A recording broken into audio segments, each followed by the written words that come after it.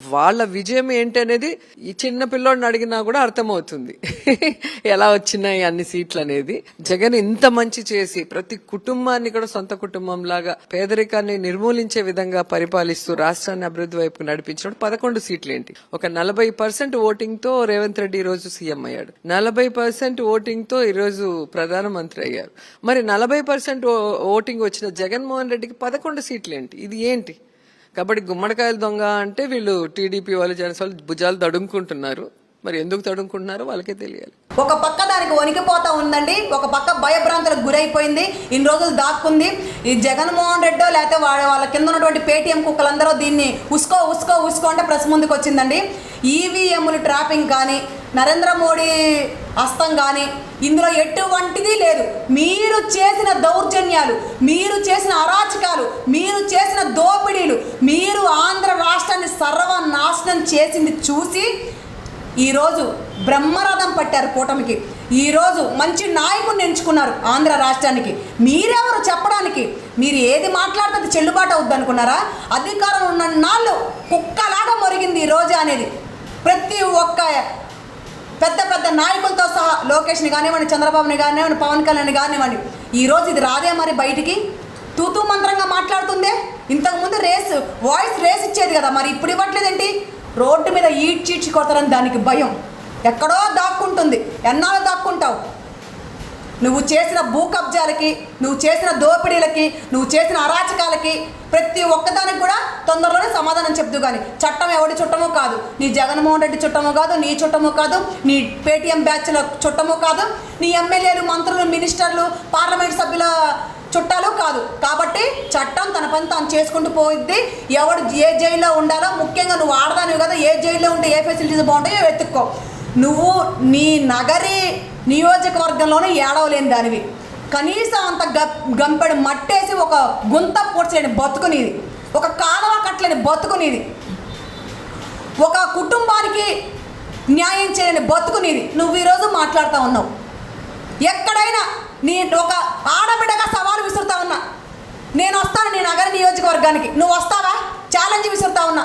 నేను ఇది చేశాను, నా నియోజకవర్గంలో ఇది అభివృద్ధి చేశాను, పలాంది కట్టాను, పలాంది నిర్మించాను, ఈ కుటుంబానికి అండగా ఉన్నాను, ఈ కుటుంబానికి భరోసా కల్పించాను, ఈ కుటుంబానికి సంక్షేమ పథకాలు అందించానని చెప్పే ధైర్యం ఏ ఒక్క నా కొడుకైనా ఉందా? నీకైనా ఉందని అడుగుతా ఉన్నా. నీ జగన్మోహన్ రెడ్డితో సహా గుర్తుపెట్టుకో, ప్రతిపక్ష హోదా కూడా లేదు మీకు. కనీసం మాజీ ఎమ్మెల్యే అని పిలవడానికి కూడా నిన్ను రాష్ట్ర ప్రజలు ఇష్టపడట్లా, నీ నగర నియోజకవర్గ ప్రజలు కూడా ఇష్టపడట్లా. ఆఫ్టర్ ఆల్ ఒక రోజావి మాత్రమే. గుర్తుపెట్టుకో, పిచ్చి వాగుడు, కారు కూతలు కూస్తే పద్ధతిగా ఉండదు. ఆడదాని మన సంగతి మర్చిపోయి 5 సంవత్సరాలు బిహేవ్ చేసావు. ఇప్పుడు నీ ఆటలు సాగవు, నీ పప్పులు ఉడకవు. అదే ఆడదాని మనం మర్చిపోయి విర్రవీగావు అనుకో, నీ విర్రవీగుడు కాస్త రోడ్డు మీద తరిమి గేదకి తాడుగట్టి ఊరేగిస్తావు. నిన్ను గుర్తుపెట్టుకో. పిచ్చి పిచ్చిగా నీ బలుపెక్కిన మాటలు, బలుపు చూసుకొని, నీ మదం చూసుకొని, నీ కండకావరం చూసుకొని విర్రవీగితే అదాల పాతంలోకి ఆల్రెడీ నీ వైసీపీ ప్రభుత్వం తొక్కేశారు. అదే అదాల పాతంలోకి నిన్ను నెట్టేస్తారు.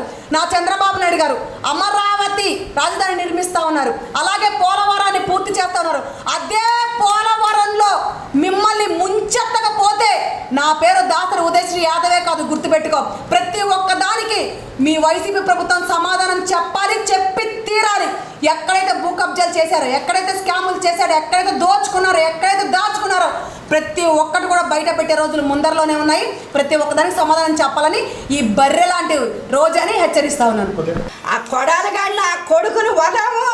ఆ రోజు ఆ కెమెరా డాన్సర్ అబ్బా తారా ఎక్కడ ఏం చేస్తుందో తారా అమ్మ డైమండ్ రాణి, ఇక నీకుందే భజన, నీకు అట్టాడిట్టాడే భజన కూడా లేదే. అలాగ చేశారు. తెలుగుదేశం ప్రభుత్వాన్ని సర్వనాశనం చేయాలని కంకణం కట్టుకున్నాం. కానీ ఎవడ తీసిన గోతులు వాడే పడతాడు. నీకు పైన ప్రభువే తీర్పిచ్చాడు. నీకు ఇవ్వాల్సిన తీర్పు, ఖచ్చితమైన తీర్పు యేసయ్యే ఇచ్చాడు నీకు.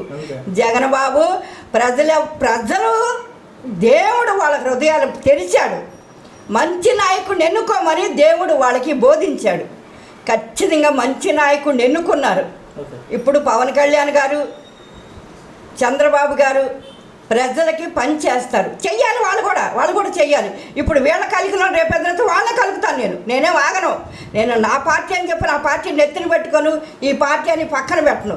రేపు వీళ్ళల్లో కూడా ఏదైనా రాంగ్ స్టెప్ జరిగితే, ప్రజల దగ్గర ఏదైనా అన్యాయం జరిగితే మా వాళ్ళని కూడా అడుగుతాను నేను. ఇంకా ఈ రోజాల గురించి, అంబటి రాంబాబుల గురించి అసలు మేము పట్టించుకునే మూడ్లో కూడా లేవండి. ఏంటంటే అది స్కామ్ జరిగే ఉంటుంది. మేము అదే ఆలోచన. ఇప్పుడు ఈ ప్రభుత్వం, కూటమి ప్రభుత్వం చేసే ఫస్ట్ పని ఏంటంటే ప్రతి శాఖకి కూడా ఆ శాఖ తరపున ఒక శ్వేతపత్రం రిలీజ్ చేస్తుంది. ఆ శ్వేతపత్రం అంటే ప్రజలకు తెలియాలి, వాళ్ళు వేసిన ఓటు ఎంత రైట్గా కరెక్ట్గా ఉంది అని చెప్పని ప్రజలకు తెలియాలి. కాబట్టి ఆ శాఖగా ఏ శాఖ పరంగా ఆ శాఖ పరంగా వాళ్ళు ఒక శ్వేతపత్రం రిలీజ్ చేస్తారు. దాన్ని బట్టి ఎవరు అవినీతి చేశారు, ఎవరు దొంగలు, ఎవరు దొరలు అని తెలిసిపోద్ది. దొంగలు అనుకున్నప్పుడు ఖచ్చితంగా ఏ1 జగన్మోహన్ రెడ్డి, ఏ2 ఆ శాఖ మంత్రి, వీళ్ళిద్దరే ఉంటారు. మీరు చూసుకోండి. హోమ్ మినిస్టర్ అనిత గారు కూడా చెప్పింది అదే మాట. వచ్చే రాబోయే కాలంలో పెద్ద పెద్ద తిమింగలాలు, అంటే మీరు చెప్పే ఏదైతే కాంట్రవర్సీకి వెళ్ళారో లాస్ట్ టైం, వాళ్ళందరూ కూడా పెద్ద పెద్ద అవినీతుల్లో ఉన్నవాళ్లే. కాబట్టి వాళ్ళందరినీ పెట్టడానికి నాకు తెలుసు. అంటే పవన్ కళ్యాణ్ గారు కూడా మాట చెప్పారు, ఎవరి మీద కూడా కక్షపూరితమైన చర్యలు ఉండవు, ఎవరి మీద విమర్శలు చేయొద్దు, భాష వేరేగా వాడొద్దు అని చెప్పారు. కానీ చట్టం తన పని తాను చేసుకుపోద్దని చెప్పారు. ఖచ్చితంగా చట్టం తన పని తాను చేసుకుపోవడం మొదలు పెడితే వైజాగ్ జైలు చాలో, రాజమండ్రి జైలు చాలో, ఈ మంత్రులకు కానీ అంటే తందానన్న అధికారులకు కానీ ఈ జైలు చాలు. కాబట్టి దాన్ని ఎదుర్కోవడానికి మాత్రం సిద్ధంగా ఉండాలని చెప్పని రోజాని కోరుతున్నానండి. చంద్రబాబు అనుకోనే నీ నువ్వెక్కడున్నావు ఒక్కసారి గుర్తుపెట్టుకో. జగను నువ్వెక్కడున్నావు గుర్తుపెట్టుకో. నువ్వు చేసిన తప్పేంటి తెలుసా? ఫస్ట్ ప్రజావేదిక పగలగొట్టడం ఫస్ట్ 1 టైం తప్పు.